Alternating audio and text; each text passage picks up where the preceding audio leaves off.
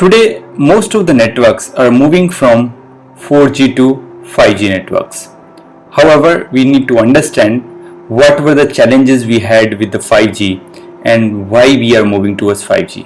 One of the major important requirement is the data rates. However, there are a few other things other than data rates what we are going to discuss in this particular session. Right, so evolution from EPC to 5G core network. So we are mainly talking with the core network perspective, why we are moving towards from evolved packet core network to the 5G core network. My name is Sanjay Kumar and I am from NanoCell Networks. Now, when we look at the network architecture, just wanted to have a quick overview of the LTE network architecture, where we had the core network. In core network, we had devices like MME, we had devices like S gateway, P gateway, HSS, home subscriber server. MME is typically takes care of the control plane part of it.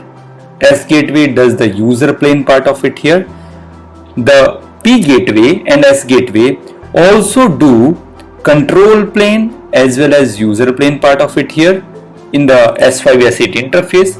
MME talks about only the control plane on the S11 interface, right? So control plane is typically about all the signaling messages, and user plane we are talking about the actual user traffic.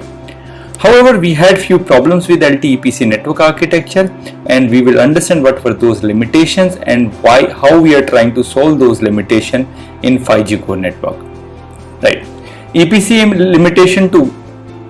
limitation 1, too many protocols. So in EPC, where we had MME, which was the main controller node, had too many protocols toward different devices. So if you look at the HSS, towards HSS it has a protocol called as diameter. Towards E node B, it was running another different protocol called as S1 AP protocol. Towards S gateway, it was executing another protocol called as GTPC, and towards MSC VLR kind of services, it is called as SGS AP. So MME had too many protocols in place, and it was really difficult to implement, to manage all these different kind of protocols. So in 5G, we are trying to solve this particular problem with a different approach. What is going to be that approach? We are going to discuss in the follow-up sessions. Limitation 2, closed networks. So if any third party wanted to access your network architecture, your network function, or take some benefit out of it, there were limited third party access which was available. However, we try to implement something called as SCEF. SCEF stands for System Capability Exposure Function, which was typically designed for IoT kind of applications, where your network can be opened up for third-party services, for IoT kind of services, but it has a very limited network, very limited functionality. However, we try to take it to a whole different level by using a function called as NEF, which is nothing but Network Exposure Function. The third limitation is the gateway selections were not flexible. So we had two different gateways, S gateway and P gateway, when we talk about user plane typically, which connects you to internet. So it was not possible to connect different S gateway from E node view for one particular type of services. However, there was a possibility where S gateway can choose two different P gateways based on the APN what they are using, based on the access point name what they are using, and they can connect you to different part of the internet. So this was possible, and this was possible. Sorry, this was possible and this was not possible, right? So gateway selection, the selection of gateways were very inflexible in case of EPC.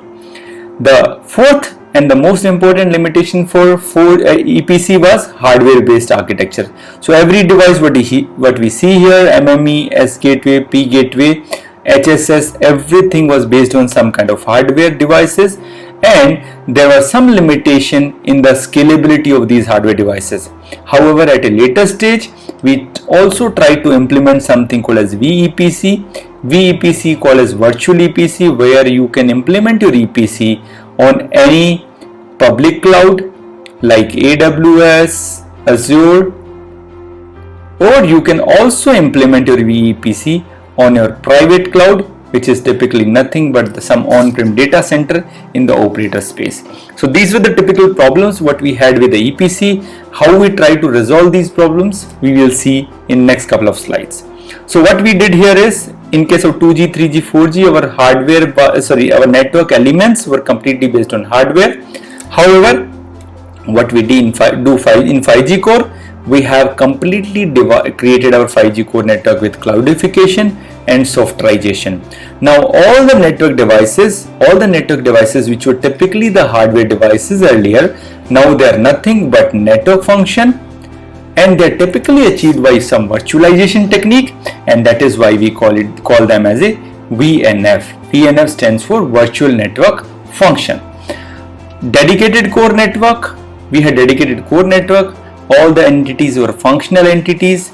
We had proprietary protocols and so many protocols, and because it was hardware based, because it was a dedicated core, because it was a proprietary protocol, the systems were not scalable. However, in 5G what we are doing is, we are having service based architecture. The service based architecture is typically all the network functions, they are defined as VNF, virtual network function, and one virtual network function, they communicate with the other virtual network function by using a architecture called a service based architecture, and all they communicate by using as RESTful APIs, and all those communication are happening over HTTP2 kind of protocol, which where for serialization we are using JSON kind of JavaScript object notation kind of protocols. Application programming interfaces, so all the communications is happening over RESTful APIs. So this is happening over RESTful APIs.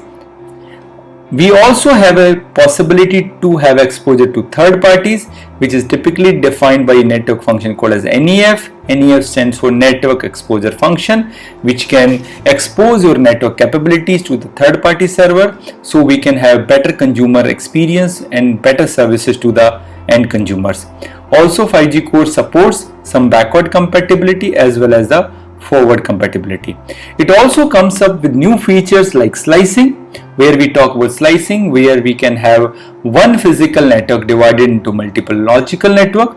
So we can have different kind of logical network for every different kind of services based on the requirement of that particular service. However, to achieve slicing, to have this VNFs, what is most important thing here is virtualization. So our 5G core network are going to be heavily dependent on the virtualization techniques.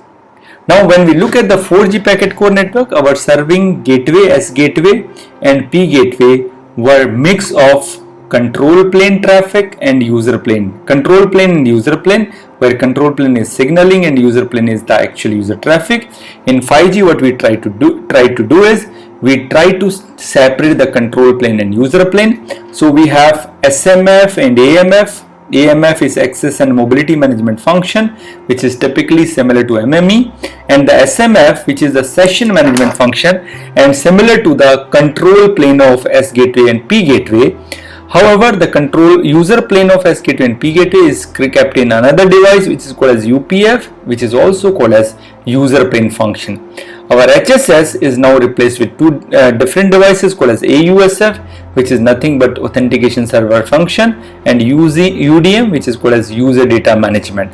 So if we look at this, all the components above this line, they are typically the control plane devices, and the UPF is the user plane devices. So UPF is something which is going to connect you to the data network. However, the PCRF is also changed now, and now it is called as PCF. There is no architectural difference, but it's just the name which has changed in the case of PCRF.